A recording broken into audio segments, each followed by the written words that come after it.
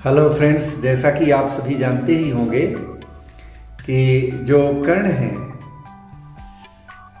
उन्हें श्राप मिला हुआ था और उसी श्राप के कारण एक श्राप तो उनके गुरु परशुराम जी ने दिया था और उसी श्राप के कारण और एक श्राप उन्हें एक ब्राह्मण ने दिया था।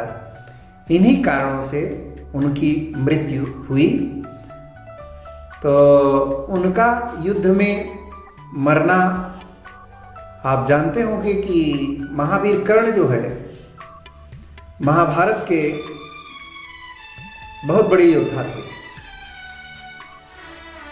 उनके बिना इस महाभारत की जो विशाल सेना थी और वे कौरवों के सेनापति थे, तो उससे महाभारत युद्ध की जो कल्पना की जाती है वो उनके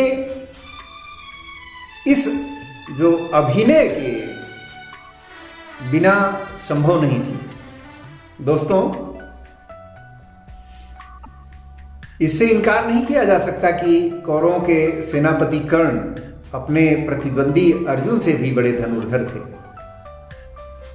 इनकी तारीफ भगवान श्री कृष्ण ने स्वयं अपने मुखारविंदों से किया था।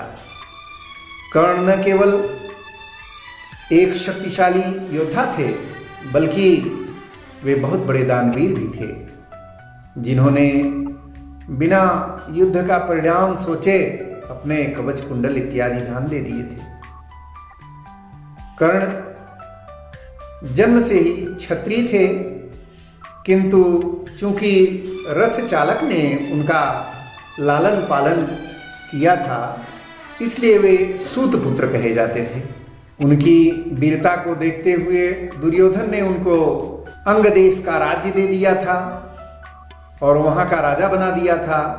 और जरासंध के हारने के बाद जो चंपा नगरी थी उसका राजा भी उसे बना दिया था। किंतु मित्रों, जो ये महायोद्धा महावीर कर्ण थे, इस महान योद्धा का जीवन किसी तपस्या से कम नहीं था। इन्होंने कई ऐसे कर्मों का परिणाम भी भोगा जिसमें इनकी कोई गलती ही नहीं थी। अनजाने में किए गए काम और दूसरों की भलाई के चक्कर में इन्हें 3 ऐसे श्राप मिल गए जो इनके लिए प्राणघातक साबित हो गए। इन्हीं 3 श्रापों की वजह से महाभारत के निर्णायक युद्ध में इन्हें अर्जुन के हाथों वीर गति प्राप्त हुई। कर्ण जब धनुष विद्या दोस्तों सीख रहे थे तो गुरु द्रोणाचार्य जी ने उन्हें धनुर्विद्या सूत पुत्र होने के कारण देने से मना कर दिया। कर्ण उस स्थान से निराश होकर भगवान परशुराम के पास पहुंचे। परशुराम जी ने कर्ण की प्रतिभा को जानकर उन्हें अपना शिष्य स्वीकार कर लिया। एक दिन अभ्यास के समय जब परशुराम थक चुके थे तो उन्होंने कर्ण से कहा कि थोड़ा मैं आराम करना चाहता हूं कर्ण। तब कर्ण बैठ गए और कर्ण के बैठ जाने के उपरांत भगवान परशुराम ने उनके जंघा पर अपना सर रखा और वे उसी अवस्था में विश्राम करने लगे।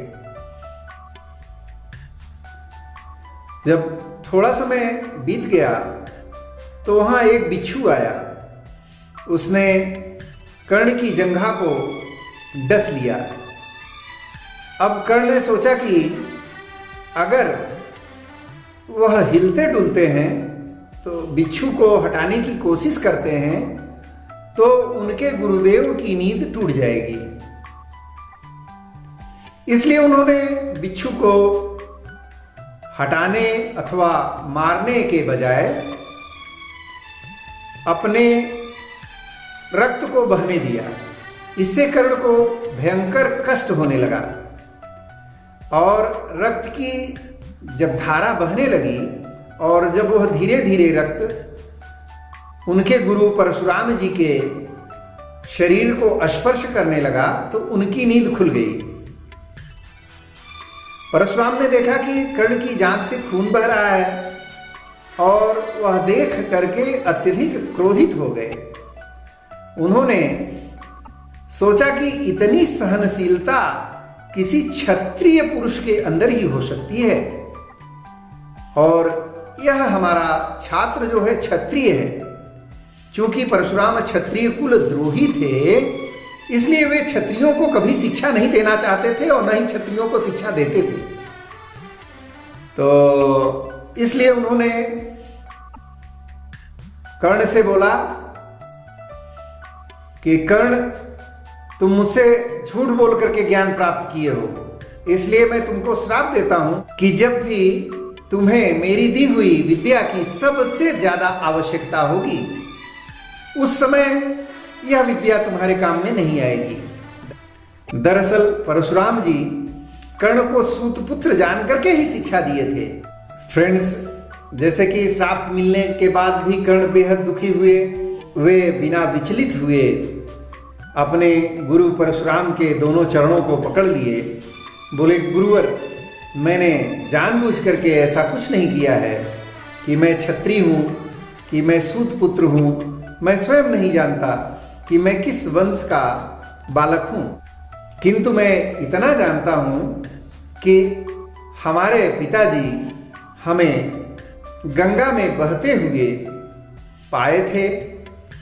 मैं क्षत्रिय हूं कि मैं किस वंश का हूं, सत्यता से मैं बताता हूं कि मैं नहीं जानता ये चीज। किंतु परशुराम जी श्राप दे चुके थे और उन्होंने कहा कि मैं तुम्हें सूतपुत्र मान करके ही तुम्हें शिक्षा दिया था, किंतु चलो भाई, तुमको अब मैं श्राप जो दे दिया हूं उसे तो वापस नहीं ले सकता, किंतु इतना है कि तुम जिस यश और कीर्ति को प्राप्त करने के लिए हमारे पास आए हो, वे कीर्ति और यश तुम्हें अवश्य ही मिलेंगे और मैं दिया हुआ श्राप तो वापस नहीं ले सकता हूं कर्ण, किंतु ओ यश तुम महानतम धनुर्धर के रूप में प्राप्त करोगे। इसके बाद भगवान परशुराम ने कर्ण को अपना विजय धनुष भी प्रदान किया।